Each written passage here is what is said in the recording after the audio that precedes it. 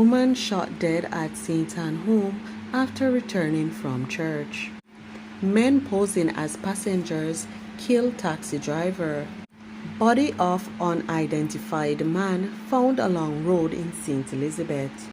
Please remember to subscribe, like, share, comment, and don't forget to hit that notification bell so you can always be updated with the latest news. Now for the news in details. A woman was shot dead at her home in Ellicon District, St. Anne on Sunday. The deceased has been identified as laborer Nadia Binns, who is said to be in her 40s. Reports are that shortly after 2 p.m., Binns entered her one-room dwelling after returning from church when gunshots were heard. The police were alerted, and upon the arrival of the lawmen, Binns was found lying in a pool of blood with gunshot wounds. Binns was taken to hospital where she was pronounced dead. It is understood that Binns was previously the victim of a stabbing incident.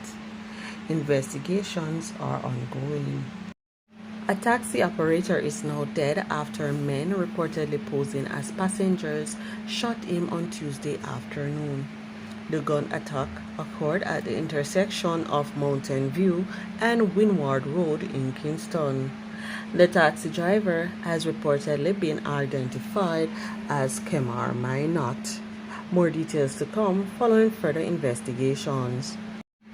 The body of an unidentified man was found along the Point Main Road in Bubbling Springs, St. Elizabeth, about 6 o'clock Tuesday morning. The police stated that the man is suspected to have died as a result of a hit and run after being struck by a truck.